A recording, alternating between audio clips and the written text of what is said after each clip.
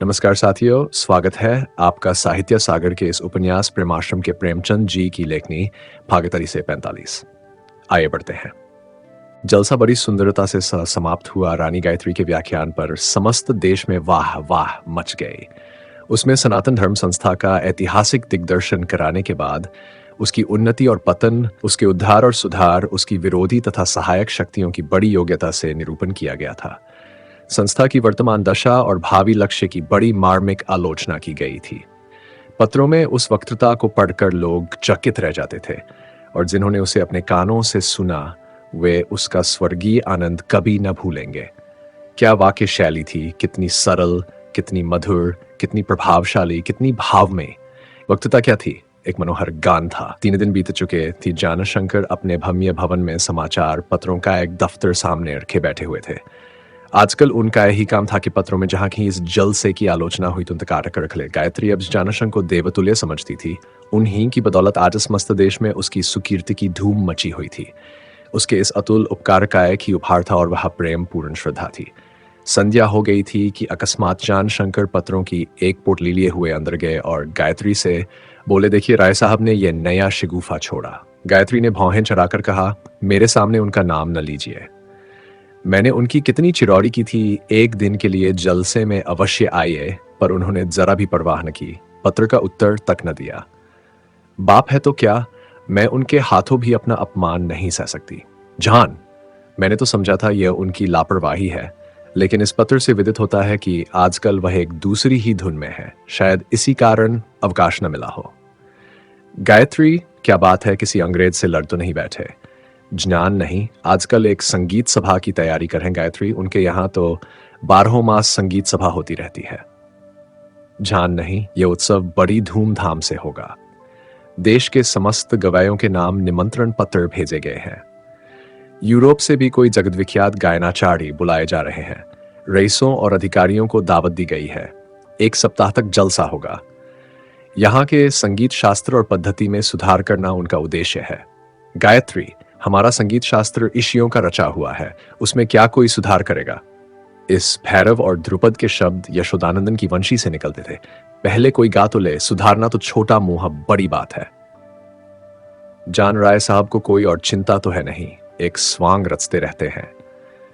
कर्ज बढ़ता जाता है, रियासत बोझ से दबी जाती है, पर वह अपनी धुन में किसी की कब सुनते हैं। मेरा अनुमान है कि इस समय उन पर लाख देना। गायत्री, इतना धन कृष्ण भगवान की सेवा में खर्च करते तो परलोक बन जाता। चिट्ठियां तो खोलिए, जरूर कोई पत्र होगा। जान, हाँ देखिए, ये लिफाफा उन्हीं का मालूम होता है। हाँ, उन्हीं का है। मुझे बुला रहे हैं और आपको भी बुला रहे हैं। गायत्री, मैं जा चुकी। जब वह यहां आने में अपनी हेठी समझते हैं तो मुझे क्या पड़ी है कि उनके जलसों तमाशों में जाऊं। हाँ, विद्या को चाय पहुंचा दीजिए, मगर शर्त यह है कि आप 2 दिन से ज्यादा वहां न ठहरें। जान, इसके विषय में सोचकर निश्चय करूंगा। ये 2 पत्र बरहाल और आमगांव के कारिंदों के हैं। दोनों लिखते हैं कि असामी सभा का चंदा देने से इनकार करते हैं। गायत्री की त्योरियां बदल गईं। प्रेम की देवी क्रोध की मूर्ति बन गई। बोली, क्या देहातों में भी वह हवा फैलने लगी। कारिंदों को लिख दीजिए कि इन पाजियों के घर में आग लगवा दें और उन्हें कोड़ों से पिटवाएं। उनका यह दिल कि मेरी याचना का निरादर करें। देवकीनंद, तुम इन नरपिशाचों को क्षमा करो। आप आज ही वहां आदमी रवाना करें। मैं ये अवज्ञा नहीं सह सकती। ये सब के सब कृतघ्न है। किसी दूसरे राज में होते तो आटे दाल का भाव खुलता। मैं उनके साथ उतनी रियायत करती हूँ, उनकी मदद के लिए तैयार रहती हूँ, इनके लिए नुकसान उठाती हूँ, और उसका यह फल। जान, ये मुंशी राम सनेही का पत्र है। लिखते हैं, ठाकुरद्वारे का काम 3 दिन से बंद है। बेगारों को कितनी ताकीद की जाती है, मगर काम पर नहीं आते। गायत्री, उन्हें मजूरी दी जाती है ना? जान, जी हाँ, लेकिन जमींदारी की दर से दी जाती है। जमींदारी शरह 2 आने हैं, आम शरह 6 आने हैं। गायत्री, आप उचित समझें तो राम सनेही को लिख दीजिए कि 4 आने के हिसाब से मजूरी दी जाए।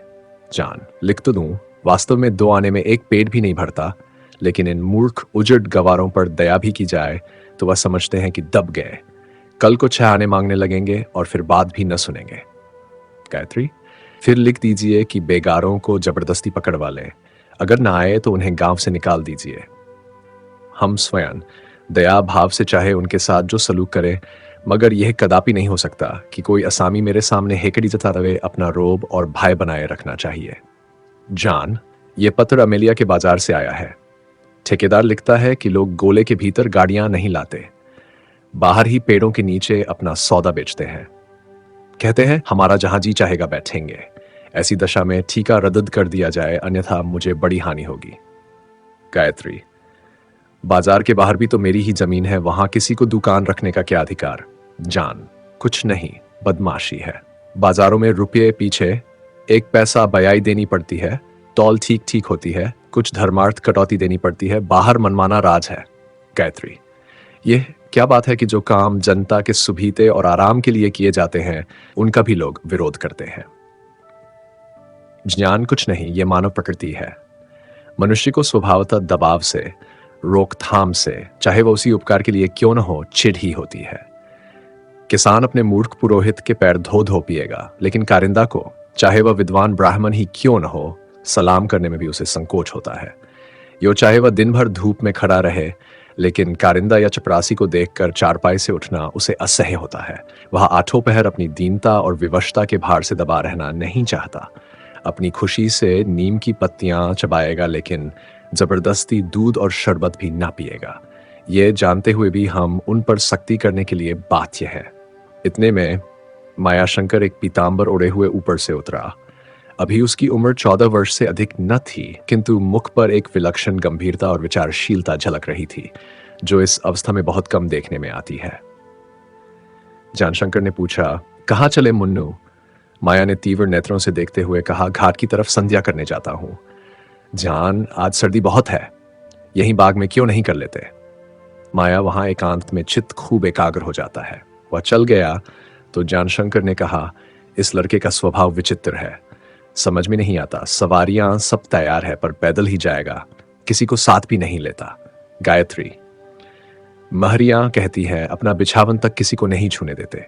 वह बेचारियां इनका मुंह जोहा करती हैं कि कोई काम करने को कहें, पर किसी से कुछ मतलब ही नहीं। छान, इस उम्र में कभी कभी यह सनक सवार हो जाया करती है। संसार का कुछ जान तो होता नहीं। पुस्तकों में जिन नियमों की सराहना की गई है उनके पालन करने को प्रस्तुत हो जाता है, लेकिन मुझे तो ये कुछ मंदबुद्धि सा जान पड़ता है। इतना पड़ा हुआ पैसे की कदर ही नहीं जानता। अभी 100 रुपये दे दीजिए तो शाम तक पास कौड़ी न रहेगी, न जाने कहां उड़ा देता है, किंतु इसके साथ ही मांगता कभी नहीं। जब तक खुद न दीजिए अपनी जबान से कभी न कहेगा। गायत्री, मेरी समझ में तो ये पूर्व जन्म में कोई सन्यासी रहे होंगे। जानशंकर ने आज ही गाड़ी से बनारस जाकर विद्या को साथ लेते हुए लखनऊ जाने का निश्चय किया। गायत्री बहुत कहने सुनने पर भी राजी न हुई। राय कमलानंद को देखे हुए हमें लगभग 7 वर्ष हो गए, पर इस कालक्षेप का उन पर कोई चिन्ह नहीं दिखाई देता। बाल पौरुष, रंग ढंग सब कुछ वही है। यथापूर्व उनका समय सैर और शिकार, पोलो और टेनिस, राग और रंग में व्यतीत होता है। योगाभ्यास भी करते जाते हैं। धन पर वह कभी लोलुप नहीं हुए और अब भी उसका आदर नहीं करते। जिस काम की धुन हुई उसे करके छोड़ते हैं। इसकी जरा भी चिंता नहीं करते कि रुपये कहां से आएंगे। वह अब भी सलाहकारी सभा के मेंबर हैं। इस बीच में 2 बार चुनाव हुआ और दोनों बार वही बहुमत से चुने गए। यद्यपि किसान और मध्य श्रेणी के मनुष्यों को भी वोट देने का अधिकार मिल गया था, या तथापि राय साहब के मुकाबले में कौन जीत सकता था। किसानों के वोट उनके और अन्य भाइयों के हाथों में थे, और मध्य श्रेणी के लोगों को जातीय संस्थाओं में चंदे देकर वशीभूत कर लेना कठिन न था। राय साहब इतने दिनों तक मेंबर बने रहे, पर उन्हें इस बात का अभिमान था कि मैंने अपनी ओर से काउंसिल में कभी कोई प्रस्ताव न किया।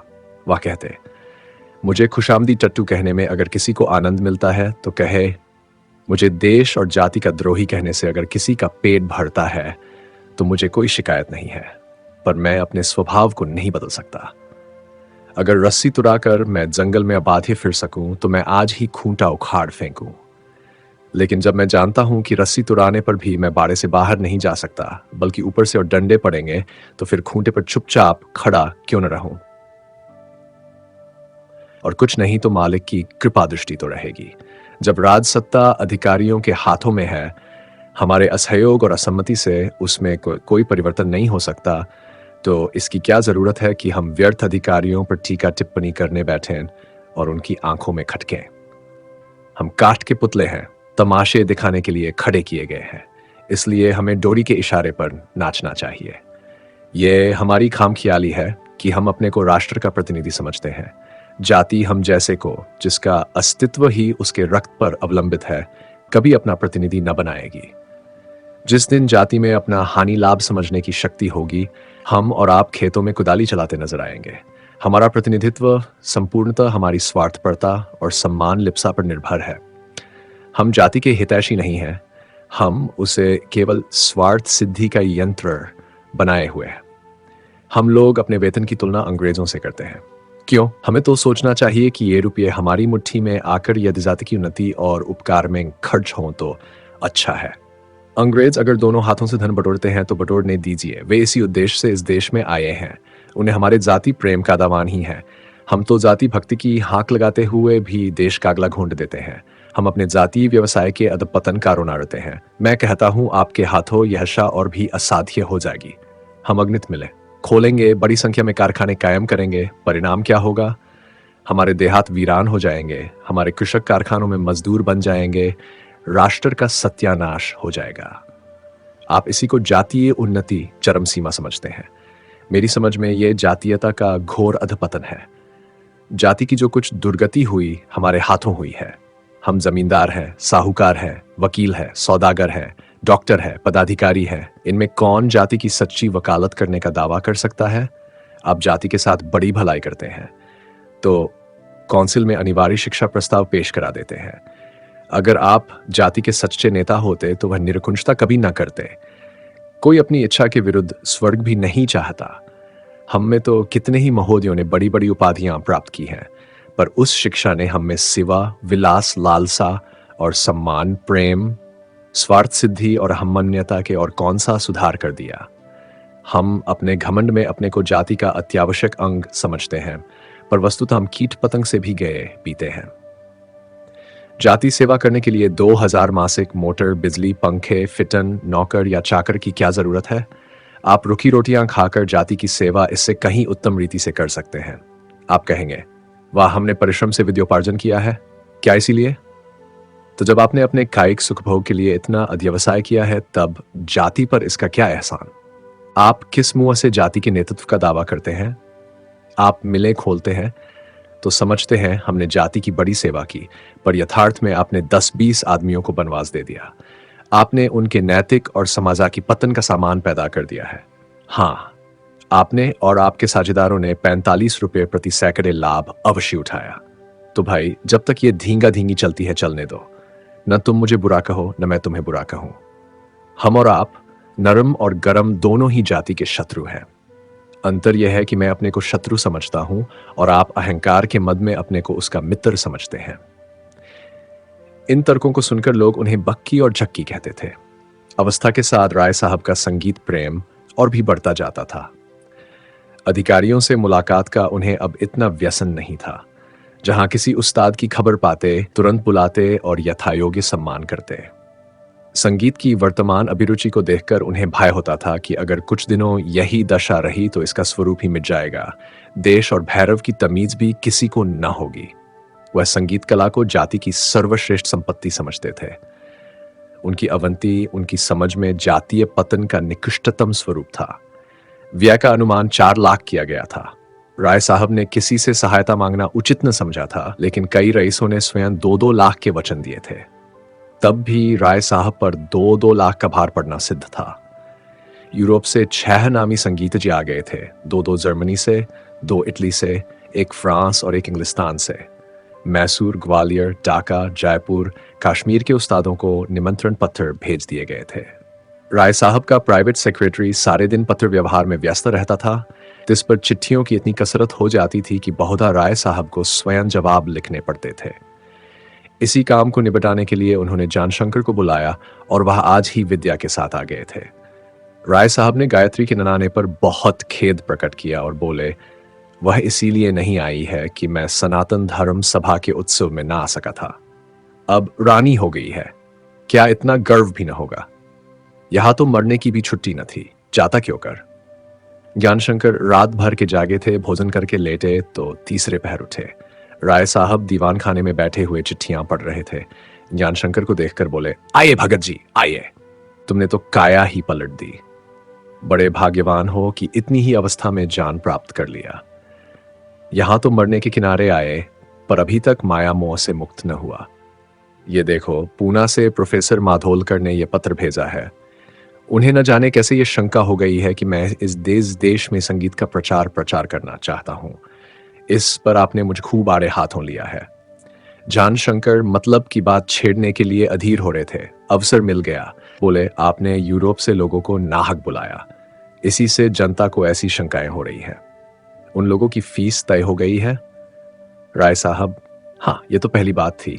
2 सज्जनों की फीस तो रोजाना 2-2 हजार है। सफर का खर्च अलग। जर्मनी के दोनों महाशय 1.5 हजार रोजाना लेंगे।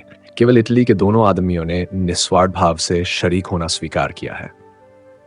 अगर ये चारों महाशय यहां 15 दिन भी रहे तो 1 लाख रुपए तो उन्हीं को चाहिए। राय, हां, इससे क्या कम होगा। जान, तो कुल खर्च चाहे 5-5 लाख तक जा पहुंचे।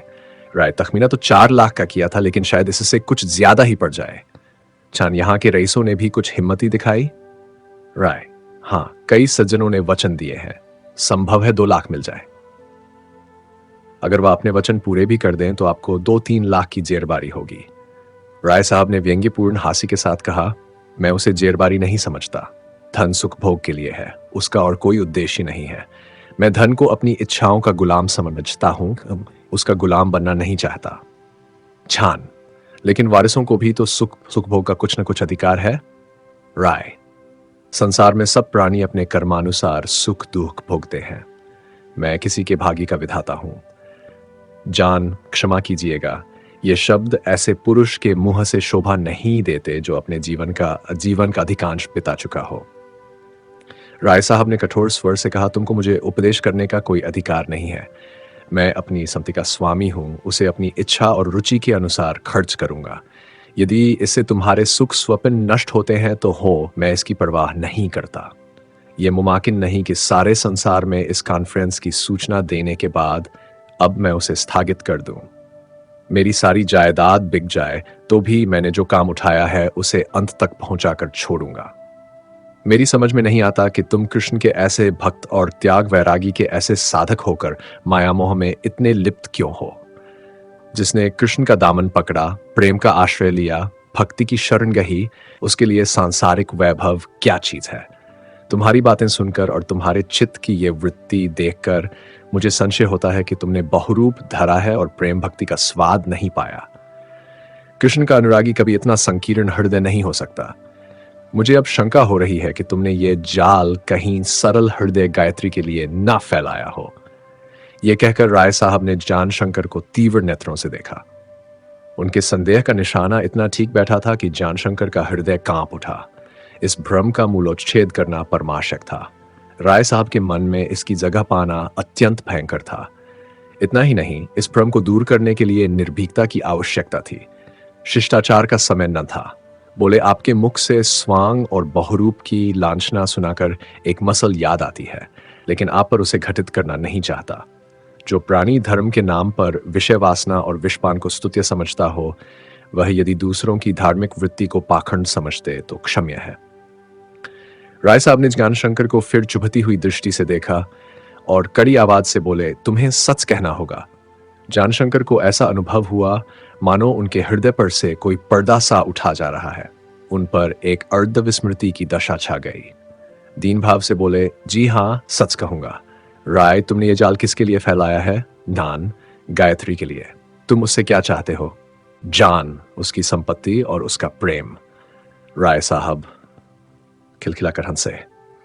जानशंकर को जान पड़ा, मैं कोई स्वप्न देखते देखते जाग उठा। उनके मुंह से जो बातें निकली थीं वह उन्हें याद थीं। उनका कृत्रिम क्रोध शांत हो गया था। उसकी जगह उस लज्जा और दीनता ने ले ली थी जो किसी अपराधी के चेहरे पर नजर आती है। वह समझ गए कि राय साहब ने मुझे अपने आत्मबल से वशीभूत करके मेरी दुष्कल्पनाओं को स्वीकार करा लिया। इस समय वह अत्यंत भयावह रूप में देख पड़ते थे। उनके मन में अत्याचार का प्रत्याघात करने की घातक चेष्टा लहरें मार रही थी, पर इसके साथ ही उन पर एक विचित्र भय आच्छादित हो गया था। वह इस शैतान के सामने अपने को सर्वथा निर्बल और आशक्त पाते थे। इस परिस्थितियों से वह ऐसे उद्विग्न हो रहे थे कि जी चाहता था आत्महत्या कर लूं। जिस भवन को वह 6-7 वर्षों से एक एक एंट जोड़कर बना रहे थे, इस समय वह हिल रहा था और निक था कि गिर पड़े। उसे संभालना उनकी शक्ति के बाहर था। शोक। मेरे मंसूबे मिट्टी में मिले जाते हैं। इधर से भी गया, इधर से भी गया। एकाएक राय साहब बोले, बेटा तुम व्यर्थ मुझ पर इतना कोप कर रहे हो। मैं इतना क्षुद्र हृदय नहीं हूं कि तुम्हें गायत्री की दृष्टि में गिराऊं। उसकी जायदाद तुम्हारे हाथ लग जाए तो मेरे लिए इससे ज्यादा हर्ष की बात और क्या होगी। लेकिन तुम्हारी चेष्टा उसकी जायदाद ही रहती तो मुझे कोई आपत्ति न होती। आखिर वह जायदाद किसी न किसी को तो मिलेगी ही, और जिन्हें मिलेगी वह मुझे तुमसे ज्यादा प्यारे नहीं हो सकते। किंतु मैं उसके सतीत्व को उसकी जायदाद से कहीं ज्यादा बहुमूल्य समझता हूं और उस पर किसी की लोलुप दृष्टि का पड़ना सहन नहीं कर सकता। तुम्हारी सच्चरित्रता की मैं सराहना किया करता था। तुम्हारी योग्यता और कार्यपटुता का मैं कायल था, लेकिन मुझे इसका जरा भी गुमान न था कि तुम इतने स्वार्थ भक्त हो। तुम मुझे पाखंडी और विषी समझते हो। मुझे इसका जरा भी दुख नहीं है। अनात्मवादियों को ऐसी शंका होना स्वाभाविक है, किंतु मैं तुम्हें विश्वास दिलाता हूं कि मैंने कभी सौंदर्य को वासना की दृष्टि से नहीं देखा। मैं सौंदर्य की उपासना करता हूं, उसे अपने आत्म निग्रह का साधन समझता हूं, उसे आत्मबल संग्रह करता हूं, उसे अपनी कुचेष्टाओं की सामग्री नहीं बनाता। और मान लो मैं विषी ही सही। बहुत दिन बीत गए हैं, थोड़े दिन और बाकी हैं। जैसा अब तक रहा वैसा ही आगे भी रहूंगा। अब मेरा सुधार नहीं हो सकता, लेकिन तुम्हारे सामने अभी सारी उम्र पड़ी हुई है।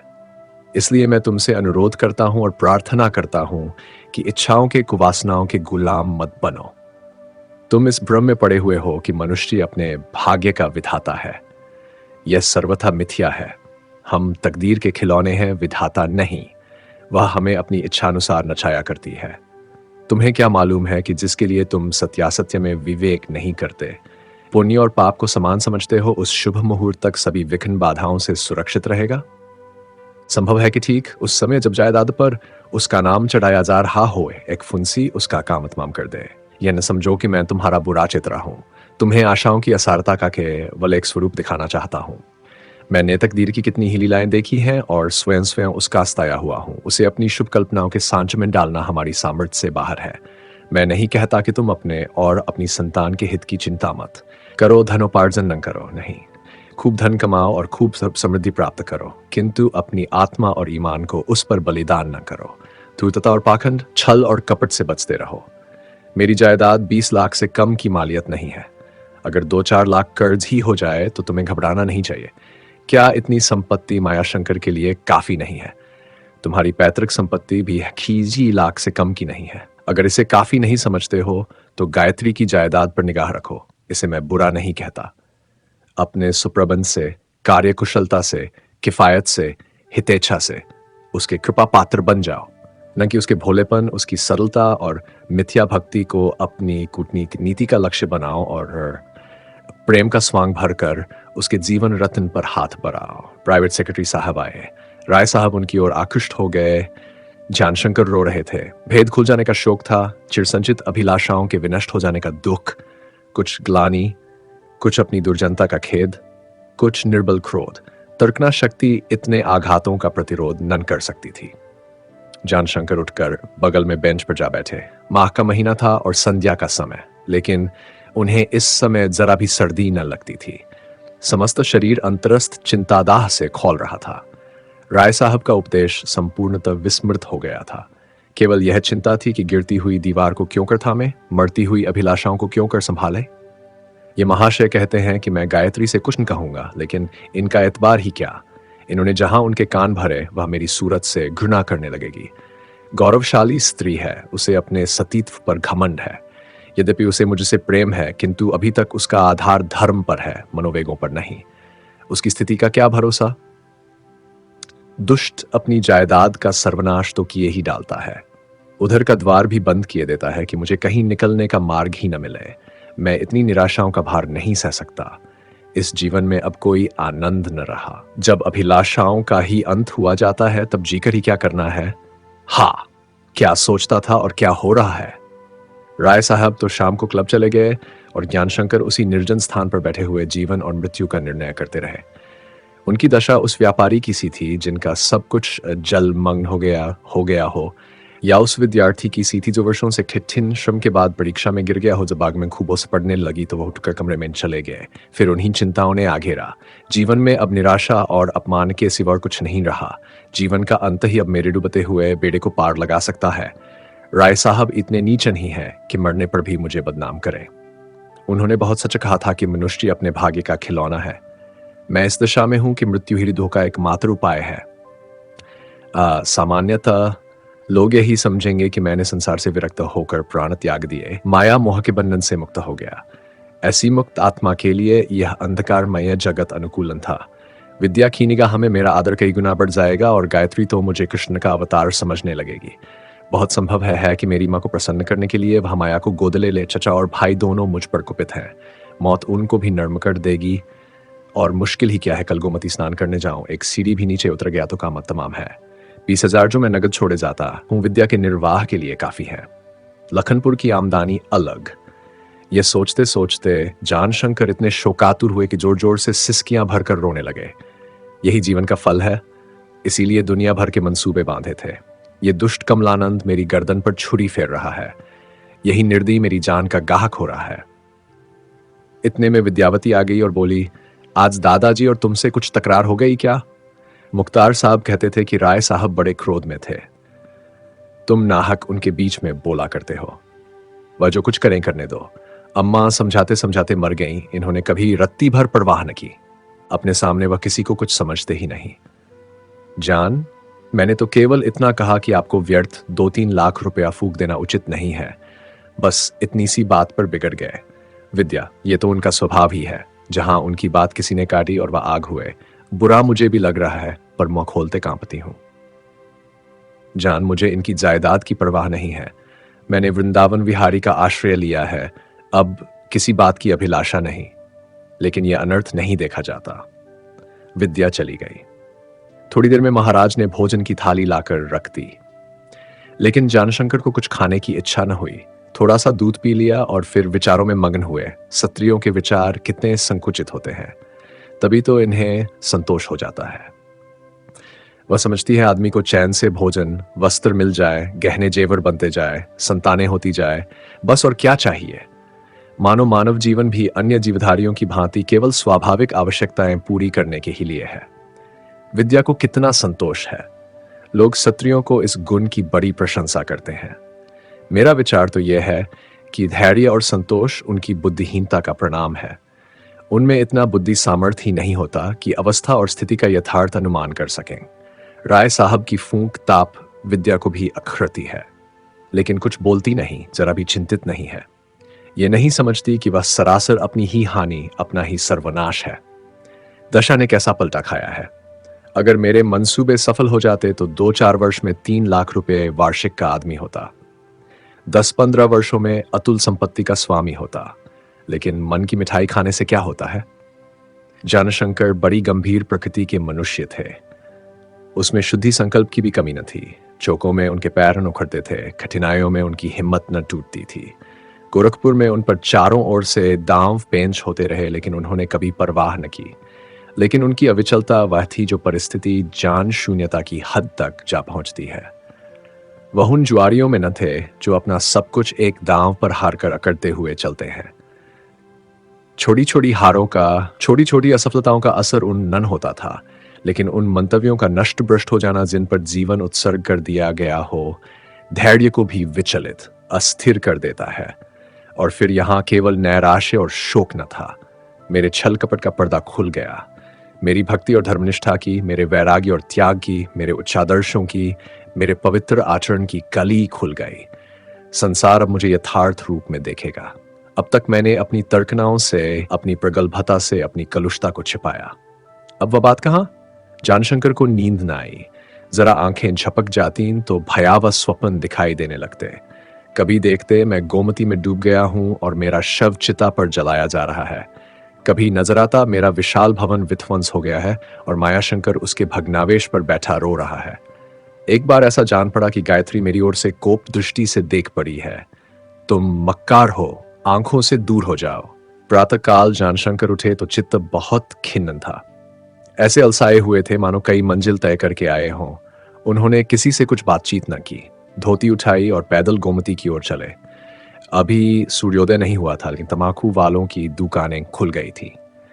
जानशंकर ने सोचा, क्या तंबाकू ही जीवन की मुख्य वस्तु है कि सबसे पहले इनकी दुकान खुलती है। जरा देर में मलाई मक्खन की ध्वनि कानों में आई। दुष्ट कितना जी भेंट कर बोलता है, समझता होगा कि ये कर्णकटु शब्द रुचिवर्धक होंगे। भला गाता हो एक बात भी थी। अच्छा, चाय गर्म भी आ पहुंची। गर्म तो अवश्य ही होगी, बिना फूंके पियो तो जीभ जल जाए। मगर स्वाद वही गर्म पानी का। यह कौन महाशय घोड़ा दौड़ाइए चले जाते हैं।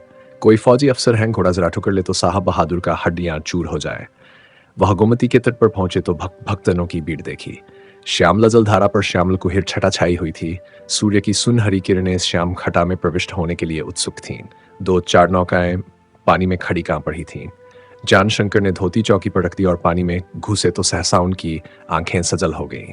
कम आगे बढ़ने का साहसन हुआ। अपमान और नैराश्य के जिन भावों ने उनकी प्रेरणाओं को उत्तेजित कर रखा था, वह अकस्मात शिथिल पड़ गए। कितने रण भेद के मतवाले रण क्षेत्र में आकर पीठ फेर लेते हैं। मृत्यु दूर से इतनी विकरालनहीन दिख पड़ती, जितनी सम्मुख आकर सिंह ही कितना भयंकर जीव है, इसका अनुमान उसे सामने देकर हो सकता है। पहाड़ों को दूर से देखो तो ऊंची मेड़ के सदृश दिखाई पड़ते हैं। उन पर चढ़ना आसान मालूम होता है इस बार, किंतु समीप जाए तो उनकी गगन स्पर्शी चोटियों को देखकर चित्त कैसा भयभीत हो जाता है।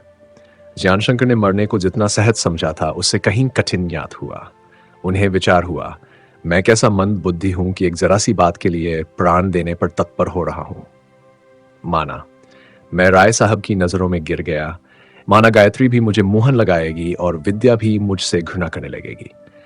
तब भी क्या मैं जीवन काल में कुछ काम नहीं कर सकता, अपना जीवन सफल नहीं बना सकता। संसार का कर्म क्षेत्र इतना तंग नहीं है। मैं इस समय आज से 6-7 वर्ष पूर्व की अपेक्षा कहीं अच्छी दशा में हूं। मेरे 20,000 रुपये बैंक में जमा है। 200 मासिक की आमदनी गांव से है। बंगला है, मोटर है। मकान किराए पर बैठा दूं तो 50-60 माहवर और मिलने लगे। अगर किसी की चाकरी न करूं तो भी एक भले आदमी की भांति जीवन व्यतीत कर सकता हूं। राय साहब यदि मेरी खोल दें तो क्या मैं उनकी खबर नहीं ले सकता? उन्हें अपने कलम के जोर से इतना बिगाड़ सकता हूं कि वह किसी को मुंह दिखाने योग्य न रहेंगे। गायत्री भी मेरे पंजों में है। मेरी तरफ से जरा भी निगाह मोटी करे तो आन की आन में इस उच्चासन से गिरा सकता हूं। उसे मैंने ही नेकनाम बनाया है और बदनाम भी कर सकता हूं। मेरी बुद्धि न जाने कहां चली गई थी। कूटनीति की रंगभूमि क्या इतनी संकीर्ण है? अब तक मुझे जो कुछ सफलता हुई है, इसी की बदौलत हुई है, तो अब मैं उसका दामन क्यों छोड़ूं? उससे निराश क्यों हो जाऊं? अगर इस टूटी हुई नौका पर बैठकर मैंने आधी नदी पार कर ली है, तो अब उस पर से जल में क्यों कूद पड़ूं? जानशंकर स्नान करके जल से निकल आए। उनका चेहरा विजय ज्योति से चमक रहा था, लेकिन जिस प्रकार विजयी सेना शत्रुदल को मैदान से हटाकर और भी उत्साहित हो जाती है और शत्रु को इतना निर्बल और अपंग बना देती है कि फिर उसके मैदान में आने की संभावना ही न रहे, उसी प्रकार जानशंकर के हौसले भी बढ़े। सोचा, इसकी नौबत ही क्यों आने दूं कि मुझ पर चारों ओर से आक्षेप होने लगें और मैं अपनी सफाई देता फिरूं। मैं मरकर नेकनाम बनना चाहता था, क्यों न मारकर वही उद्देश्य पूरा करूं। इस समय यही पुरुष स्वोचित कर्तव्य है। मरने से मारना कहीं सुगम है। भाग्य विधाता, तुम्हारी लीला कितनी विचित्र है। तुमने मुझको मृत्यु के मुख से निकाल लिया, बाल बाल बचा। मैं अब भी अपने मंसूबों को पूरा कर सकता हूं। विभव, यश, सुकीर्ति सब कुछ मेरे अधीन है। केवल थोड़ी सी हिम्मत चाहिए। ईश्वर का कोई भय नहीं, वह सर्वज है। पर्दा तो केवल मनुष्य की आंखों पर डालना है, और मैं इस काम में सिद्ध हस्त हूं। जानशंकर एक किराए के तांग पर बैठकर घर आए। रास्ते भर वह इन्हीं विचारों में लीन रहे। उनकी सिद्धि प्राप्ति के मार्ग में ऐसा भी बाधक हो रहे। इस बाधा को हटाना आवश्यक था। पहले जानशंकर ने निराश होकर मार्ग से लौट जाने का निश्चय किया था। अपने प्राण देकर इस संकट में निवृत्त होना चाहते थे। अब उन्होंने राय साहब को ही अपनी आकांक्षाओं की वेदी पर बलिदान करने की ठानी। संसार इसे हिंसा कहेगा। उसकी दृष्टि से यह घोर पाप सर्वथा अक्षम्य मानुषी, लेकिन दार्शनिक दृष्टि से देखिए तो इससे पाप का संपर्क तक नहीं है। राय साहब के मरने से किसी को हानि क्या होगी? उनके बाल बच्चे नहीं हैं जो अनाथ हो जाएंगे। वह कोई ऐसा महार्य नहीं कर रहे हैं जो उनके मर जाने से अधूरा रह जाएगा। उनकी जायदाद का भी हरास नहीं होगा, बल्कि एक ऐसी व्यवस्था का आरोपण हुआ जाता है जिससे वह सुरक्षित रहेगी। समाज और अर्थशास्त्र के सिद्धांत के अनुसार तो इसे हत्या कह ही नहीं सकते। नैतिक दृष्टि से भी इस पर कोई आपत्ति नहीं हो सकती। केवल धार्मिक दृष्टि से इसे पाप कहा जा सकता है। और लौकिक रीति के अनुसार तो यह काम केवल सराहनीय नहीं परमावश्यक है। यह जीवन संग्राम है। इस क्षेत्र में विवेक, धर्म और नीति का गुजर नहीं। यह कोई धर्म युद्ध नहीं है। यहां कपट, दगा, फरेब सब कुछ उपयुक्त है अगर उससे अपना स्वार्थ सिद्ध होता है। यहां छापा मारना, आड़ से शस्त्र चलाना विजय प्राप्ति के साधन है। यहां औचित्य अनौचित्य का निर्णय हमारी सफलता के अधीन है। अगर जीत गए तो सारे धोखे और मुगालते सुअवसर के नाम से पुकारे जाते हैं। हमारी कार्यकुशलता की प्रशंसा होती है। हारे तो उन्हें पाप कहा जाता है। बस इस पत्थर को मार्ग से हटा दूं और मेरा रास्ता साफ है। जानशंकर ने नाना प्रकार के तर्कों से इन मनोगत विचारों को उसी तरह प्रोत्साहित किया जैसे कोई कबूतरबाज बहके हुए कबूतरों के दाने बिखेर बिखेर कर अपनी छतरी पर बुलाता है। अंत में उनकी हिंसात्मक प्रेरणा दृढ़ हो गई। जगत हिंसा के नाम से कांपता है। हिंसक पर बिना समझे बूझे चारों ओर से वार होने लगते हैं। वह दुरात्मा है, दंडनीय है। उसका मुंह देखना भी पाप है। लेकिन यह संसार केवल मूर्खों की बस्ती है। इसके विचारों का सम्मान करना कांटों पर चलना है। यहाँ कोई नियम नहीं, कोई सिद्धांत नहीं, कोई न्याय नहीं। इसकी जबान बंद करने का बस एक ही उपाय है। इसकी आंखों पर पर्दा डाल दो और वह तुझमें जरा भी एतराज न करेगी। इतना ही नहीं, तुम समाज के सम्मान के अधिकारी हो जाओगे। घर पहुंचकर जानशंकर तुरंत राय साहब के पुस्तकालय में गए और अंग्रेजी का वृहत रसायन कोश निकालकर विषाक्त पदार्थों के गुण प्रभाव का अन्वेषण करने लगे। 2 दिन हो गए और जानशंकर ने राय साहब से मुलाकात ना की। राय साहब उन निर्दय पुरुषों में न थे जो घाव लगाकर उस पर नमक छिड़कते हैं। वह जब किसी पर नाराज होते तो ये मानी हुई बात थी कि उसका नक्षत्र बलवान है। सौभाग्य चंद्र उसके दाहिने है, क्योंकि क्रोध शांत होते ही अपने कटु व्यवहारों का बड़ी उदारता के साथ प्रायश्चित किया करते थे। एक बार एक टहलुवे को इसलिए पीटा था कि उसने फर्श पर पानी गिरा दिया था। दूसरे ही दिन 5 बीघे जमीन उसे मुआफी दे दी। एक कारिंदे से गबन के मामले में बहुत बिगड़े और अपने हाथों से हंटर लगाए, किंतु थोड़े ही दिन पीछे उसका वेतन बढ़ा दिया। हाँ, यह आवश्यक था कि चुपचाप धैर्य के साथ उनकी बातें सुन ली जाए, उनसे बतबराव न किया जाए। जानशंकर को धिक्कारने के एक ही क्षण पीछे उन्हें पश्चाताप होने लगा। भय हुआ कि कहीं वह रूठकर चल न दें। संसार में ऐसा कौन प्राणी है जो स्वार्थ के लिए अपनी आत्मा का हनन न करता हो। मैं खुद भी तो निस्पृह नहीं हूं। जब संसार की यही प्रथा है तो मुझे उनका इतना तिरस्कार करना उचित न था। कम से कम मुझे उनके आचरण को कलंकित न करना चाहिए था। विचारशील पुरुष हैं, उनके लिए इशारा काफी है। लेकिन मैंने गुस्से में आकर खुली खुली गालियां दी। अतएव आज वह भोजन करने बैठे तो महाराज से कहा, बाबूजी को यहां बुला लो और उनकी थाली भी यहां लाओ। न आए तो कहना आप न चलेंगे तो वह भी भोजन न करेंगे। जानशंकर राजी न होते थे, पर विद्या ने समझाया, चले क्यों नहीं जाते। जब वह बड़े होकर बुलाते हैं तो न जाने से उन्हें दुख होगा। उनकी आदत है कि गुस्से में जो कुछ मुंह में आया बक जाते हैं, लेकिन पीछे से लज्जित होते हैं। जानशंकर अब कोई हीला न कर सके। रोनी सूरत बनाए हुए आए और राय साहब से जरा हटकर आसन पर बैठ गए। राय साहब ने कहा, इतनी दूर क्यों बैठे हो? मेरे पास आ जाओ। देखो, आज मैंने तुम्हारे लिए कई अंग्रेजी चीजें बनवाई है। लाओ महाराज, यही थाली रखो। जानशंकर ने दबी दबान से कहा, मुझे तो इस समय जरा भी इच्छा नहीं है, क्षमा कीजिए। राय साहब, इच्छा तो सुगंध से हो जाएगी। थाली सामने तो आने दो। महाराज को मैंने इनाम देने का वादा किया है। उसने अपनी सारी अक्ल खर्च कर दी होगी। महाराज ने थाली लाकर जानशंकर के सामने रख दी। जानशंकर के चेहरे पर हवाएं उड़ रही थीं। एक रंग आता था, एक रंग जाता था। छाती बड़े वेग से धड़क रही थी। भाई ने आशा को दबा दिया था। वह किसी प्रकार यहां से भागना चाहते थे। यह दृश्य उनके लिए असह्य था। उनके शरीर का एक एक अंग थरथर कांप रहा था। यहां तक कि स्वर भंग हो रहा था। उन्हें इस समय अनुभव हो रहा था कि जान लेने से एक हीन दुष्कर है। राय साहब ने 5 ही 4 कौर खाए थे कि सहसा उन्होंने थाली से हाथ खींच लिया और जान शंकर को तीव्र और मर्म भेदी दृष्टि से देखा। प्राण सूख गए। राय साहब ने यदि गोली चलाई तो भी उन्हें इतनी चोट न लगती। संजय शून्य से हो गए। ऐसा जान पड़ता था मानो कोई आकर्षण शक्ति प्राणों को खींच रही है। अपनी नाव को भंवर में डुबते पाकर भी कोई इतना भयभीत, इतना असावधान न होता होगा। राय साहब की तीव्र दृष्टि से सिद्ध कर दिया कि रहस्य खुल गया। सारे यत्न, योजनाएं निष्फल हो गईं। हाथ भाग कहीं का न रहा। क्या जानता था कि ये महाशय ऐसे आत्मदर्शी हैं। इतने में राय साहब ने अपमान सूचक भाव से मुस्कुराकर कहा, मैंने एक बार तुमसे कह दिया कि धन संपत्ति तुम्हारे भाग्य में नहीं है। तुम जो चालें चलोगे वह सब उल्टी पड़ेंगी। केवल लज्जा और ग्लानि हाथ रहेगी। जानशंकर ने अज्ञान भाव से कहा, मैंने आपका आशय नहीं समझा।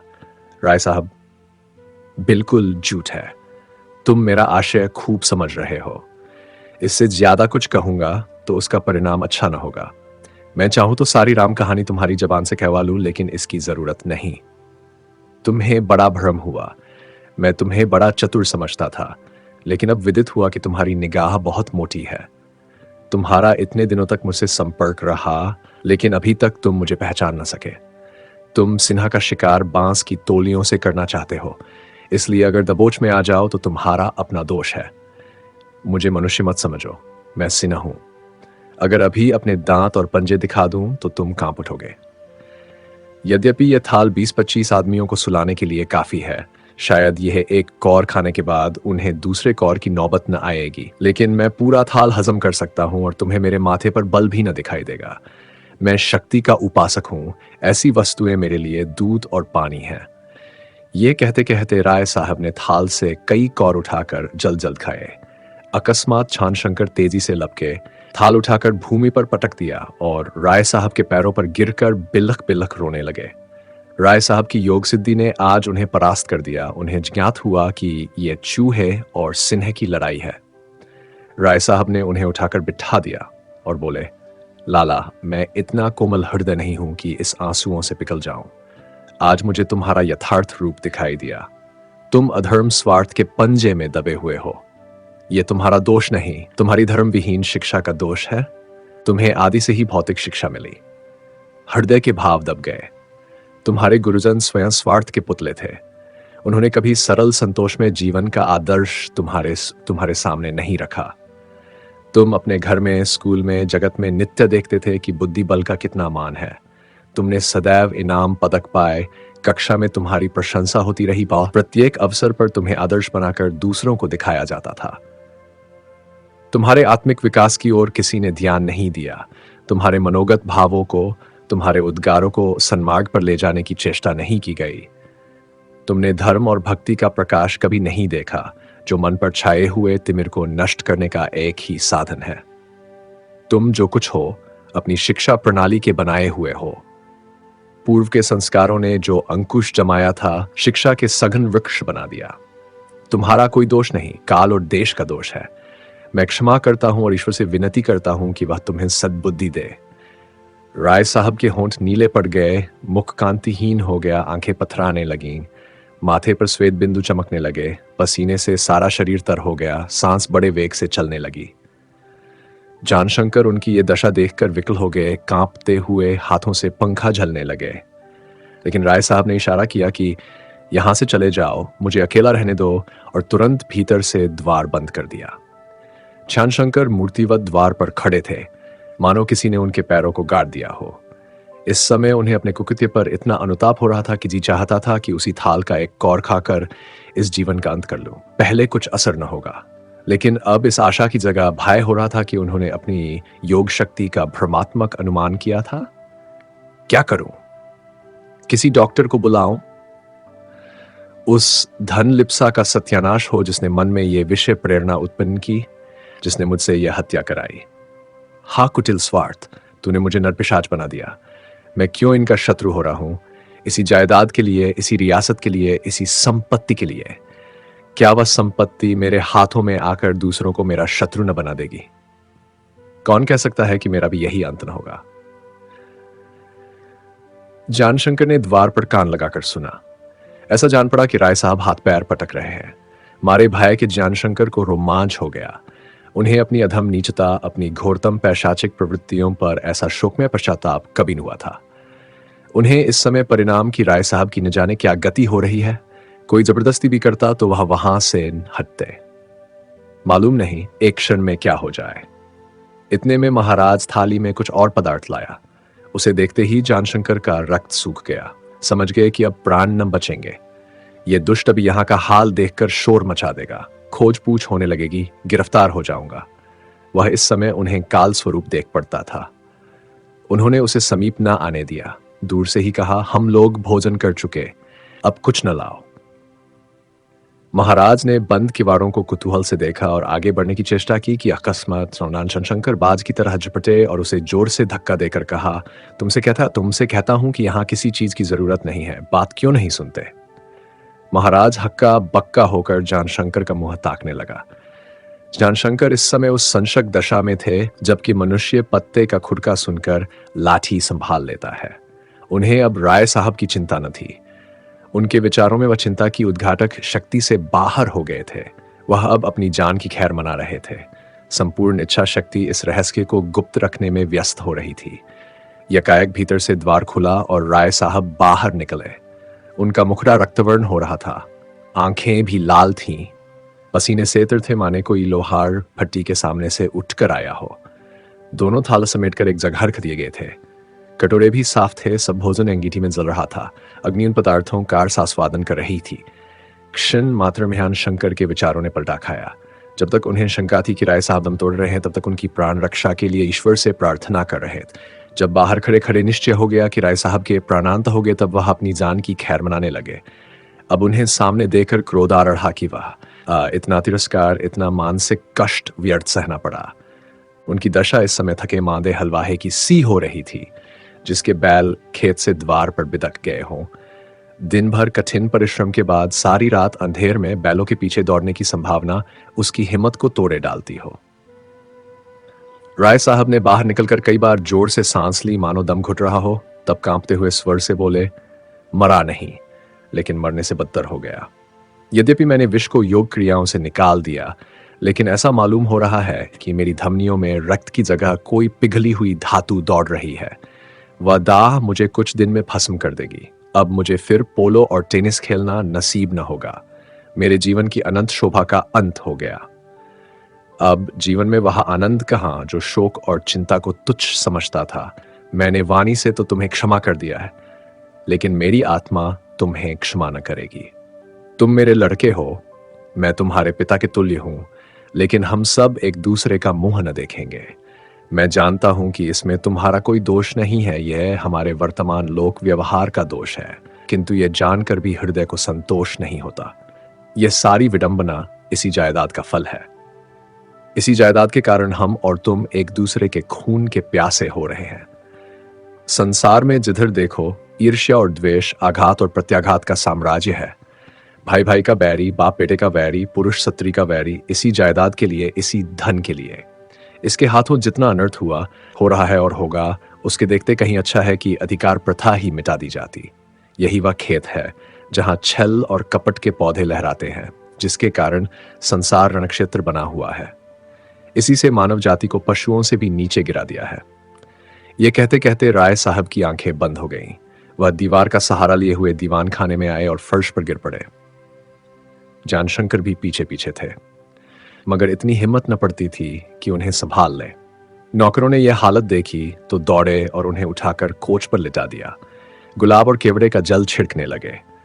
कोई पंखा झलने लगा, कोई डॉक्टर के लिए दौड़ा।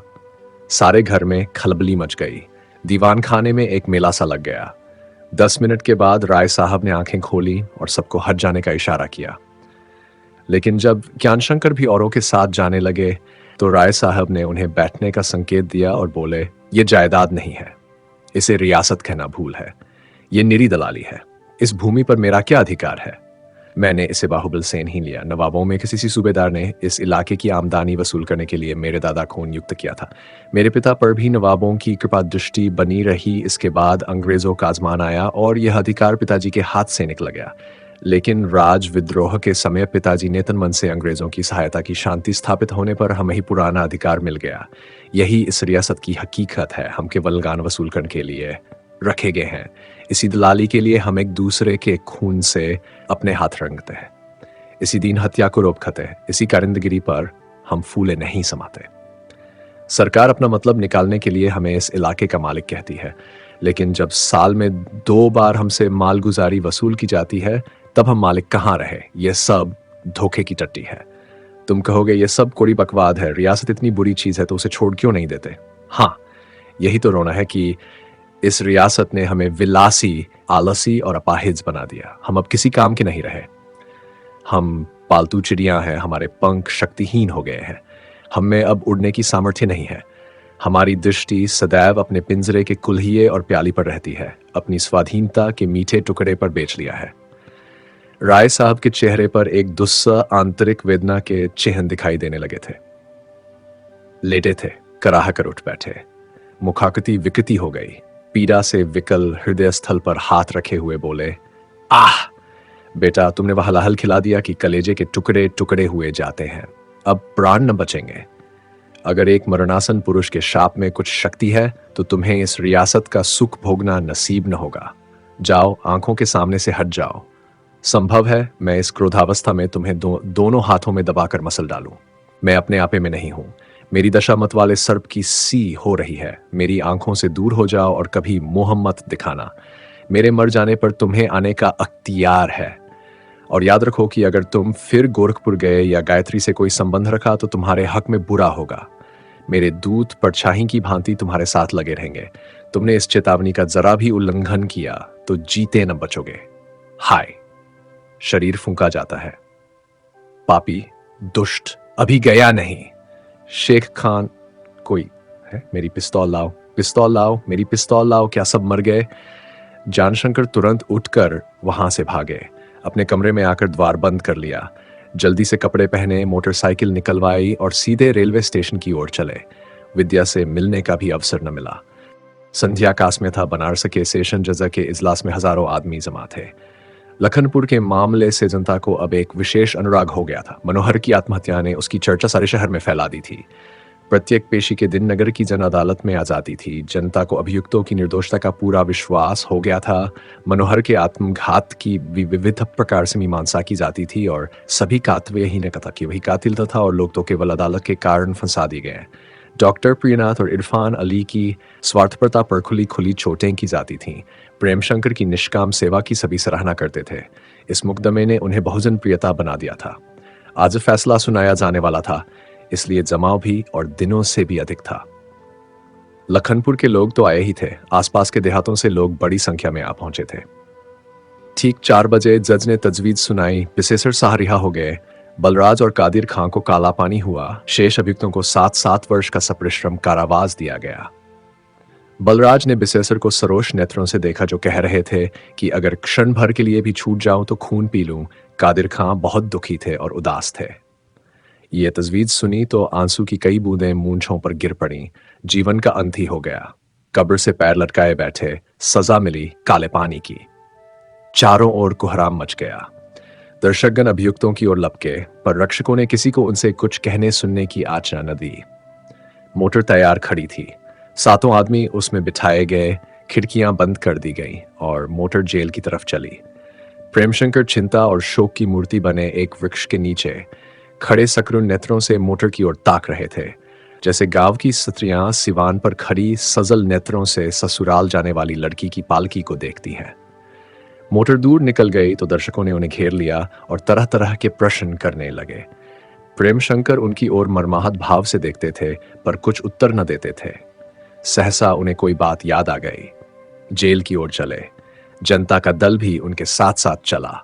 सबको आशा थी कि शायद अभियुक्तियों को देखने का, उनकी बातें सुनने का सौभाग्य प्राप्त हो जाए। अभी ये लोग कचहरी के अहाते से निकले ही थे कि डॉस इरफान अपनी मोटर पर दिखाई दिए। आज ही गोरखपुर से लौटे थे। हवा खाने जा रहे थे। प्रेमशंकर को देखते ही मोटर रोक ली और पूछा कि ये आज तजवीज सुना दी गई। प्रेमशंकर ने रुखाई से उत्तर दिया, जी हाँ। इतने में सैकड़ों आदमियों ने चारों ओर से मोटर को घेर लिया और एक तगड़े आदमी ने सामने आकर कहा, इन्हीं की गर्दन पर बेगुनाहों का खून है। सैकड़ों स्वरों से निकला, मोटर से खींच लो, जरा इसकी खिदमत कर दी जाए। इसने जितने रुपये लिए हैं सब इसके पेट से निकाल लो। उसी वृहदकाय पुरुष ने इरफान अली का पहुंचा पकड़कर इतने जोर से झटक दिया कि वह बेचारे गाड़ी से बाहर निकल पड़े। जब तक मोटर में थे क्रोध से चेहरा लाल हो रहा था, बाहर आकर धक्के खाए तो प्राण सूख गए। दया प्रार्थी नेत्रों से प्रेम शंकर को देखा। वह हैरान थे कि क्या करूं। उन्हें पहले कभी ऐसी समस्या हल नहीं करनी पड़ी थी और न उस श्रद्धा का ही कुछ जान था जो लोगों की उनमें थी। हाँ, वह सेवा भाव जो दीन जनों की रक्षा के लिए उद्यत रहता था, सजग हो गया। उन्होंने इरफान अली का दूसरा हाथ पकड़कर अपनी ओर खींचा और क्रोधोन्मत्त होकर बोले, क्या करते हो, हाथ छोड़ दो। एक पहलवान युवक बोला, इनकी गर्दन पर गांव भर का खून सवार है। प्रेम शंकर, खून इनकी गर्दन पर नहीं, इनके पेशे की गर्दन पर सवार है। युवक, इनसे कहिए इस पेशे को छोड़ दें। कई कंठों से आवाज आई, बिना कुछ जलपान किए इनकी अकल ठिकाने ना आएगी। सैकड़ों आवाजें आई, हाँ हाँ लगे, बेभाव की पड़े। प्रेमशंकर ने गरज कर कहा, खबरदार, जो एक हाथ भी उठा, नहीं तो तुम्हें यहां मेरी लाश दिखाई पड़ेगी। जब तक मुझ में खड़े होने की शक्ति है, तुम इनका बाल भी बांका नहीं कर सकते। इस वीरोचित ललकार ने तत्क्षण असर किया। लोग डॉक्टर साहब के पास से हट गए। हाँ, उनकी सेवा सत्कार के ऐसे सुंदर अवसर के हाथ से निकल जाने पर आपस में कानाफूसी करते रहे। डॉक्टर साहब ने ज्यों ही मैदान साफ पाया, क्षितिज नेत्रों से प्रेमशंकर को देखा और मोटर पर बैठकर हवा हो गए। हजारों आदमियों ने तालियां बजाईं। भागा भागा। प्रेमशंकर बड़े संकट में पड़े हुए थे। प्रतिक्षण शंका होती थी कि ये लोग न जाने क्या ऊधम मचाएं। किसी बग्घी फिटिन को आते देख देखकर उसका दिल धड़कने लगता कि ये लोग उसे रोक न लें। वह किसी तरह उनसे पीछा छुड़ाना चाहते थे, पर इसका कोई उपाय न सूझता था। हजारों झल्लायन हुए आदमियों को काबू में लाना कठिन था। सोचते थे, अब की तो मेरी धमकी ने काम किया, कौन कह सकता है कि दूसरी बार भी वह उपयुक्त होगी। कहीं पुलिस आ गई तो अनर्थ ही हो जाएगा। अवश्य 2-4 आदमियों की जान पड़ा बनेगी। वह इन्हीं चिंताओं में डूबे हुए आगे बढ़े। रास्ते में डॉक्टर प्रियनाथ का बंगला था। वह इस वक्त बरामदे में टहल रहे थे। टेनिस का रैकेट हाथ में था, शायद गाड़ी की राह देख रहे थे। ये भीड़ भाड़ देखी तो अपने फाटक पर आकर खड़े हो गए। सहसा किसी ने कहा, जरा इनकी खबर लेते चलो। सच पूछिए तो इन्हीं महाशय ने बेचारों की गर्दन काटी है। कई आदमियों ने इसका अनुमोदन किया। हाँ हाँ, पकड़ लो, जाने न पाए।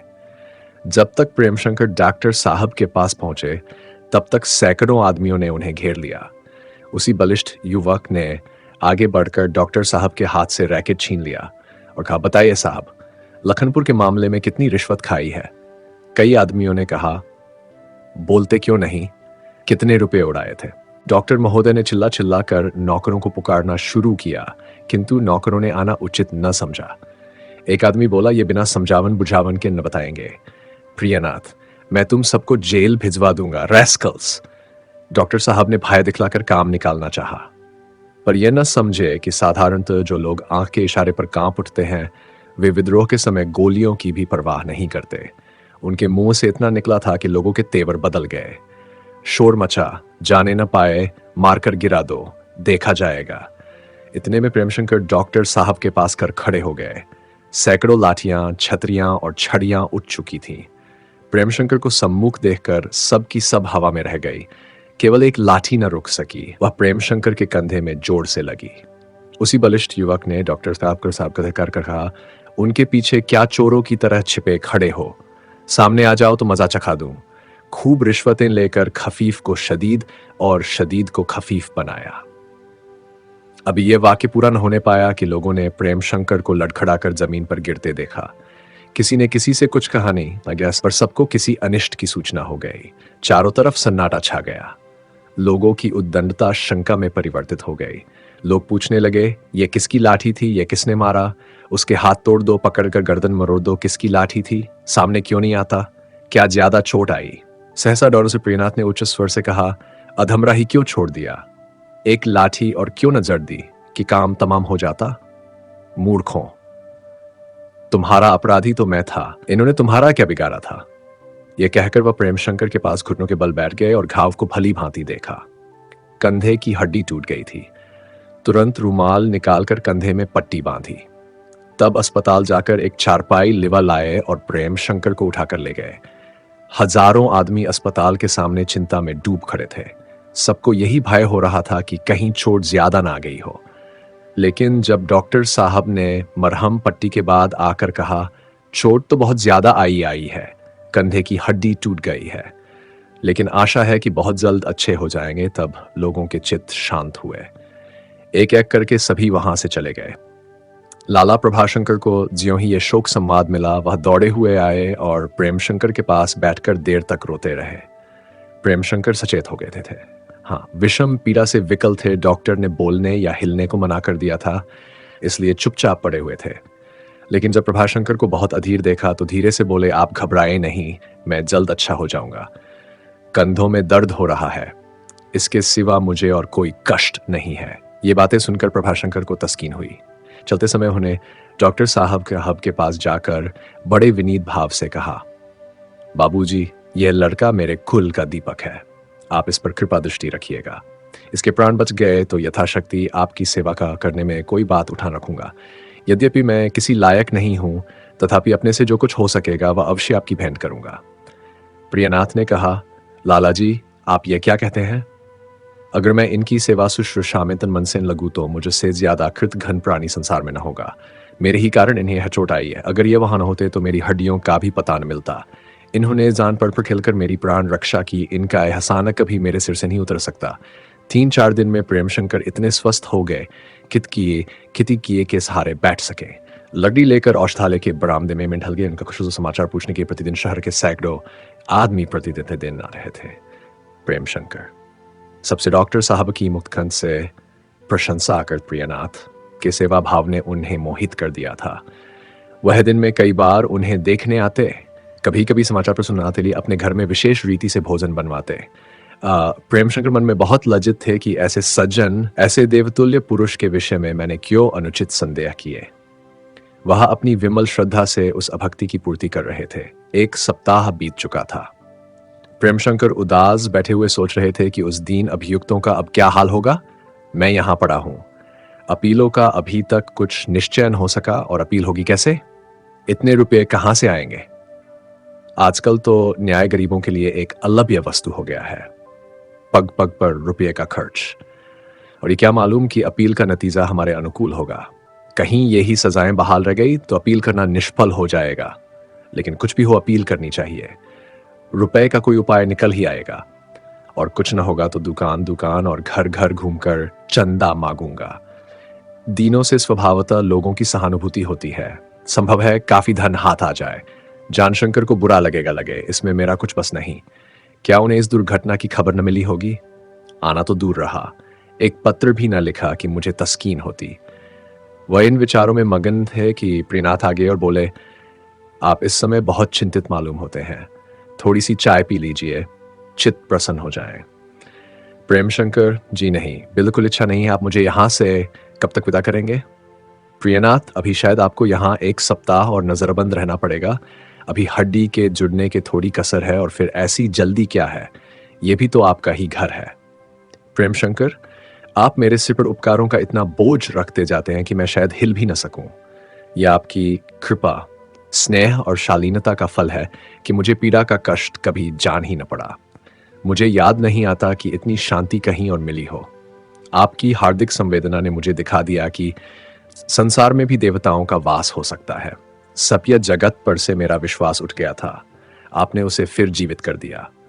प्रेमशंकर की नम्रता और सरलता डॉक्टर महोदय के हृदय को दिनों दिन मोहित करती जाती थी। ऐसे शुद्धात्मा, साधु और निष्पीह पुरुष का श्रद्धा पात्र बनकर उनकी क्षुद्रताएं और मलितनाएं आप ही आप मिटती जाती थीं।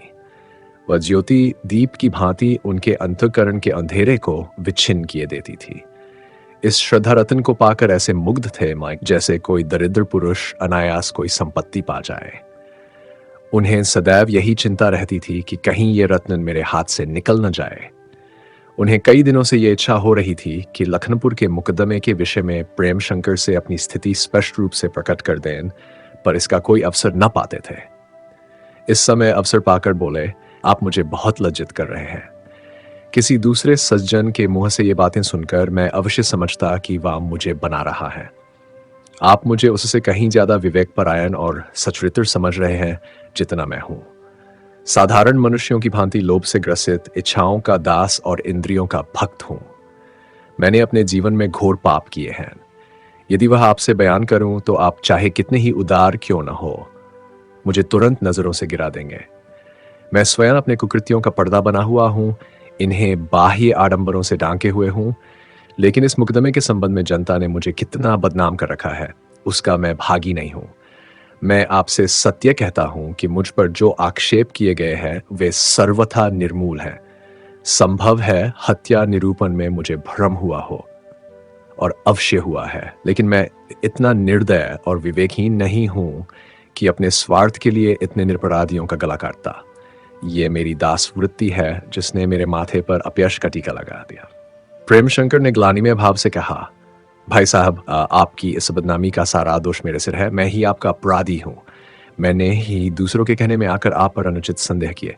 इसका मुझे जितना दुख और खेद है वह आपसे कह नहीं सकता। आप जैसे साधु पुरुष पर ऐसा घोर अन्याय करने के लिए परमात्मा मुझे न जाने क्या दंड देंगे। पर आपसे मेरी यह प्रार्थना है कि मेरी अल्पचिंता पर विचार कर मुझे क्षमा कीजिए। प्रियनाथ के हृदय पर से एक बोझ सा उतर गया। प्रेमशंकर इसके 2-4 दिन बाद हाजीपुर लौट आए, पर डॉक्टर साहब रोज संध्या समय उनसे मिलने आया करते। अब वह पहले से कहीं ज्यादा कर्तव्य परायण हो गए थे। 10 बजे के पहले प्रातःकाल चिकित्सा भवन में आ बैठते, रोगियों की दशा ध्यान से देखते, उन्हें सांत्वना देते। इतना ही नहीं, पहले वह पूरी फीस लिए बिना जगह से हिलते न थे। अब बहुधा गरीबों को देखने बिना फीस लिए ही चले जाते। छोटे छोटे कर्मचारियों से आधी ही फीस लेते। नगर की सफाई का नियमानुसार निरीक्षण करते। जिस गली या सड़क से निकल जाते, लोग बड़े आदर से उन्हें सलाम करते। चंद ही महीनों में सारे नगर में उनका बखान होने लगा। काशी का प्रसिद्ध समाचार पत्र गौरव उनका पुराना शत्रु था। पहले उन पर खूब चोटें किया करता था, अब वह भी उनका भक्त हो गया। उसने अपने अपने एक लेख में यह आलोचना की, काशी के लिए यह आख्या की परम सौभाग्य की बात है कि बहुत दिनों के बाद उसे ऐसा प्रजावत्सल, ऐसा सहृदय, ऐसा कर्तव्यपरायण डॉक्टर मिला। चिकित्सा का लक्ष्य धनोपार्जन नहीं, यशोपार्जन होना चाहिए, और महाशय प्रियनाथ ने अपने व्यवहार से सिद्ध कर दिया है कि वह इस उच्चादर्श का पालन करना अपना ध्येय समझते हैं। डॉक्टर साहब को सुकीर्ति का स्वाद मिल गया। अब दीनों की सेवा से उनका चित्त जितना उल्लसित होता था, उतना पहले संचित धन की बढ़ती हुई संख्याओं से भी न हुआ था। यद्यपि धन की तृष्णा से वह अभी मुक्त नहीं हुए थे, पर कीर्ति लाभ की सदिच्छा ने धन लिप्सा को परास्त कर दिया था। प्रेमशंकर के सम्मुख जाते ही उनका हृदय ओस बिंदुओं से धुले हुए फूलों के सदृश निर्मल हो जाता, निखर उठता। उस सरल संतोष में कामना रहित जीवन के सामने उन्हें अपनी धन लालसा तुच्छ मालूम होने लगती थी। संतान की चिंता का बोझ कुछ हल्का हो जाता था। जब इस दशा में भी हम संतुष्ट और प्रसन्न रह सकते हैं, यशस्वी बन सकते हैं, दूसरों की सहायता कर सकते हैं, प्रेम और सुश्रद्धा के पात्र बन सकते हैं, तो फिर धन पर जान देना व्यर्थ है। उन्हें ज्ञात होता था कि सफल जीवन के लिए धन कोई अनिवार्य साधन नहीं है। उन्हें खेद होता था कि मेरी आवश्यकताएं क्यों इतनी बड़ी हुई हैं। मैं डॉक्टर होकर रसना का दास क्यों बना हूं, सुंदर वस्त्रों पर क्यों मारता हूं। इन्हीं के कारण तो मैं सारे नगर में बदनाम था। लोभी, स्वार्थी, निर्दय बना हुआ था, और अब भी हूं। लोगों को शंका होती थी कि कहीं ये रोग को बढ़ा न दें, इसलिए जल्दी कोई मुझे बुलाता न था। इन विचारों का डॉक्टर साहब के रहन सहन पर प्रभाव पड़ने लगा। एक दिन डॉक्टर साहब किसी मरीज को देखकर लौटते हुए प्रेमशंकर की कृषिशाला के सामने से निकले। 10 बजे गए थे। धूप तेज थी। सूर्य की प्रखर किरणें आकाशमंडल को वानों से छेदती हुई जान पड़ती थी। डॉक्टर साहब के जी में आया, देखता चलूं क्या कर रहे हैं। अंदर पहुंचे तो देखा कि वह अपने झोंपड़े के सामने वृक्ष के नीचे गेहूं के पोले बिखेर रहे थे। कई मजदूर छौनी कर रहे थे।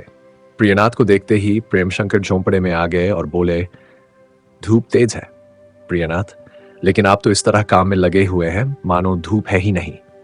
प्रेम, उन मजदूरों को देखिए, धूप की कुछ परवाह नहीं करते। प्रिय, वे मजदूर हैं, इसके आदी हैं। प्रियनाथ, हमें इस कृत्रिम जीवन ने चौपट कर दिया, नहीं तो हम भी ऐसे ही आदमी होते और श्रम को बुरा न समझते। प्रेमशंकर कुछ और कहना चाहते थे कि इतने में 2 वृद्धाएं सिर पर लकड़ी के गट्ठे रखे आई और पूछने लगी, सरकार लकड़ी ले लो। इन स्त्रियों के पीछे पीछे लड़के भी लकड़ी के बोझ लिए हुए थे। सबों के कपड़े तरबतर हो रहे थे। छाती पर पसली की हड्डियां निकली हुई थीं। ओठ सूखे हुए, देह पर मैल जमी हुई, उस पर सूखे हुए पसीने की धारियां सी बन गई थीं। प्रेमशंकर ने लकड़ी के दाम पूछे, सबके गट्ठे उतरवा लिए, लेकिन देखा तो संदूक में पैसे न थे। गुमाश्ता को रुपया भुनाने को दिया। दोनों वृद्धाएं वृक्ष के नीचे छाह में बैठ गईं और लड़के बिखरे हुए दाने चुन चुन कर खाने लगे। प्रेमशंकर को उन पर दया आ गई। थोड़े थोड़े मटर सब लड़कों को दे दिए। दोनों स्त्रियां आशीष देती हुई बोली, बाबूजी, नारायण तुम्हें सदा सुखी रखें। इन बेचारों ने अभी कलेवा नहीं किया है। प्रेम, तुम्हारा घर कहाँ है? एक बुढ़िया, सरकार, लखनपुर का नाम सुना होगा। प्रियनाथ, आपने गट्ठे देखे नहीं? सबों ने खूब कैची लगाई है। प्रेमशंकर, दरिद्रता सब कुछ करा देती है। तुम लोग इतनी दूर लकड़ी बेचने आ जाती हो। वृद्धा, क्या करे मालिक, बीच कोई बस्ती नहीं है। घड़ी रात के चले हैं, दोपहरी हो गई, किसी पेड़ के नीचे पड़े रहेंगे, दिन डलेगा तो सांझ तक घर पहुंचेंगे। कर्म का लिखा भोग है, जो कभी न करना था वह मरते समय करना पड़ा। प्रेम, आजकल गांव का क्या हाल है? वृद्ध, क्या हाल बताएं सरकार, जमींदार की निगाह टेढ़ी हो गई, सारा गांव बात गया, कोई डामिल गया, कोई कैद हो गया। उनके बाल बच्चे अब दाने दाने को तरस रहे हैं। मेरे 2 बेटे थे, 2 हल की खेती होती थी। एक तो डामिल गया, दूसरे ही साल भर से कुछ टो ही नहीं मिली। बैल थे, वे चारे बिना टूट गए। खेतीबाड़ी कौन करे? बहुएं हैं, वे बाहर आ जा नहीं सकती। मैं ही उपले बेंच कर ले जाती हूं तो सबके मुंह में दाना पड़ता है। पोते थे, उन्हें भगवान ने उन्हें पहले ही ले लिया। बुढ़ापे में यही भोगना लिखा था। प्रेम, तुम डपटसन सिंह की मां तो नहीं हो? वृद्धा, हाँ सरकार, आप कैसे जानते हो? प्रेम, ताउन के दिनों में जब तुम्हारे पोते बीमार थे तब मैं वहीं था। कई बेर और हो आया हूं, तुमने मुझे पहचाना नहीं? मेरा नाम प्रेमशंकर है। वृद्धा ने थोड़ा सा घूंघट निकाल लिया। दीनता की जगह लज्जा का हल्का सा रंग चेहरे पर आ गया। बोली, हाँ बेटा, अब मैंने पहचाना। आंखों से अच्छी तरह सूझता नहीं। भैया, तुम जुग जुग जियो। आज सारा गांव तुम्हारा यश गा रहा है। तुमने अपनी वाली कर दी, पर भाग में जो कुछ लिखा था वह कैसे टलता? बेटा, सारे गांव में हाहाकार मचा हुआ है। दुखरन भगत को तो जानते ही होगे। ये बुढ़िया उन्हीं की घरवाली है। पुराना खाती थी, नया रखती थी। अब घर में कुछ नहीं रहा। ये दोनों लड़के बंधु के हैं। एक रंगी का लड़का है और ये दोनों कादिर मियाँ के पोते हैं। न जाने क्या हो गया कि घर से मर्दों के जाते ही जैसे बरकत ही उठ गई। सुनती थी कि कादिर मियाँ के पास बड़ा धन है, पर इतने ही दिनों में यह हाल हो गया कि लड़के मजदूरी न करे तो मुंह में मक्खी आए जाए। भगवान इस कलमुहा फैजू का सत्यानाश करे, इसने और भी अंधेर मचा रखा है। अब तक तो उसने गांव भर को बेदखल कर दिया होता, पर नारायण सुखू चौधरी का भला करे, जिन्होंने सारी बाकी कौड़ी पाई पाई चुका दी। पर अब की उन्होंने ने भी खबर न ली और फिर अकेला आदमी सारे गांव को कहाँ तक संभाले। साल 2 साल की बात हो तो निभा दे, यहां तो उम्र भर का रोना है। कारिंदा अभी से धमका रहे हैं कि अब की बेदखल करके दम लेंगे। अब की साल तो कुछ आधे साजे में खेती हो गई थी। खेत निकल जाएंगे तो न जाने क्या गति होगी। ये कहते कहते बुढ़िया रोने लगी। प्रेमशंकर की आंखें भी भर गईं। पूछा, बिसेसर साह की क्या हाल है? बुढ़िया, क्या जानू भैया, मैंने तो साल भर से उसके द्वार पर झांका भी नहीं। अब कोई उधर नहीं जाता। ऐसे आदमी का मुंह देखना पाप है। लोग दूसरे गांव से नोन तेल लाते हैं, वह भी अब घर से बाहर नहीं निकलता। दुकान उठा दी है, घर में बैठा न जाने क्या क्या करता है। जो दूसरे को गड्ढा खोदेगा उसके लिए कुआं तैयार है। देखा तो नहीं, पर सुनती हूं घेंग। जब से यह मामला उठा है उसके घर में किसी को चैन नहीं है। एक न एक परानी के सिर भूत आया ही रहता है। ओजे से आने रात दिन जमा रहते हैं। पूजा पाठ जब तप हुआ करता है। एक दिन बिलासी से रास्ते में मिल गया था, रोने लगा। बहुत पछताया था कि मैंने दूसरों की बातों में आकर यह कुकर्म किया। मनोहर उसके गले पड़ा हुआ है। मारे डर के सांच से केवाड़ बंद हो जाता है। रात को बाहर नहीं निकलता। मनोहर रात दिन उसके द्वार पर खड़ा रहता है, जिसको पाता है उसी को चपेट लेता है। सुनती हूं अब गांव छोड़कर किसी दूसरे गांव में बसने वाला है। प्रेमशंकर ये बातें सुनकर गहरे सोच में डूब गए। मैं कितना बेपरवाह हूं। इन बेचारों को सजा पाए हुए साल भर होने आते हैं और मैंने उनके बाल बच्चों की सुधि तक नक ली। वह सब अपने मन में क्या कहते होंगे। चांदशंकर से बात हार चुका हूं, लेकिन अब वहां जाना पड़ेगा। अपने वचन के पीछे इतने दुखियारों को मरने दूं?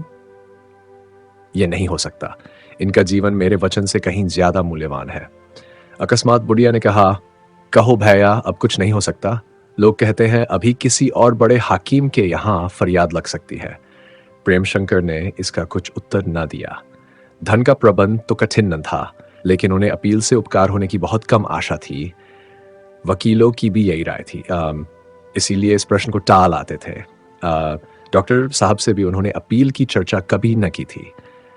प्रियनाथ उनके मुख की ओर ध्यान से देख रहे थे। उनके मन के भावों को भाप गए और उनके असमंजस को दूर करने के लिए बोले, हाँ, फरियाद लग सकती है, उसका बंदोबस्त हो रहा है, धीरज रखो, जल्दी अपील दायर कर दी जाएगी। वृद्ध बेटा, दूधो नहाव फूतो फलो। सुनती हूं कोई बड़ा डॉक्टर था, उसी ने जमींदार से कुछ ले देकर इन गरीबों को फंसा दिया। नन्हो, तुम दोनों उसी डॉक्टर के पास जाकर हाथ पैर जोड़ो, कौन जाने तुम्हारी बात मान जाए। उसके आगे भी तो बाल बच्चे होंगे, क्यों हम गरीबों को बेकसूर मारता है। किसी की हाय बटोरना अच्छा नहीं होता। प्रेमशंकर जमीन में गड़े जा रहे थे। डॉक्टर साहब को कितना दुख हो रहा होगा, अपने मन में कितने लज्जित हो रहे होंगे। कहीं बुढ़िया गाली न देने लगे, इसे कैसे चुप कर दूं। इन विचारों से वह बहुत विकल हो रहे थे, किंतु प्रियनाथ के चेहरे पर उदारता झलक रही थी, नेत्रों से वात्सल्य भाव प्रस्फुटित हो रहा था। मुस्कुराते हुए बोले, हम लोग उस डॉक्टर के पास गए थे, उसे खूब समझाया। है तो लालची, पर कहने सुनने से राह पर आ गया है, अब सच्ची गवाही देगा। इतने में मस्ता पैसे लेकर आ गया है। प्रेमशंकर ने लकड़ी के दाम दिए। बुढ़िया लकड़ी के साथ आशीर्वाद देकर चली गई।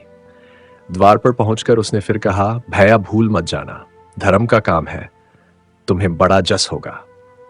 उनके चले जाने के बाद कुछ देर तक प्रेमशंकर और प्रियनाथ मौन बैठे रहे। प्रेमशंकर का मुंह संकोच ने बंद कर दिया था, डॉक्टर का लज्जा ने। सहसा प्रियनाथ खड़े हो गए और निश्चयात्मक भाव से बोले, भाई साहब, अवश्य अपील कीजिए, आप आज ही इलाहाबाद चले जाए। आज के दृश्य ने मेरे हृदय को हिला दिया। ईश्वर ने चाहा तो अब की सत्य की विजय होगी। डॉक्टर इरफान अली उस घटना के बाद हवा खाने न जा सके, सीधे घर की ओर चले। रास्ते भर उन्हें संशय हो रहा था कि कहीं उन उपद्रवियों से फिर मुठभेड़ न हो जाए, नहीं तो अब की जान के लाले पड़े जाएंगे। आज बड़ी खैरियत हुई कि प्रेमशंकर मौजूद थे, नहीं तो इन बदमाशों के हाथ मेरी न जाने क्या दुर्गति होती। जब वह अपने घर पर सकुशल पहुंच गए और बरामदे में आराम कुर्सी पर लेटे इस समस्या पर आलोचना करने लगे। अब तक वह न्याय और सत्य के निर्भीक समर्थक समझे जाते थे। पुलिस के विरुद्ध सदैव उनकी तलवार निकली ही रहती थी। यही उनकी सफलता का तत्व था। वह बहुत अध्ययनशील, तत्वान्वेषी, तार्किक वकील न थे, लेकिन उनकी निर्भीकता इन सारी त्रुटियों पर पर्दा डाल दिया करती थी।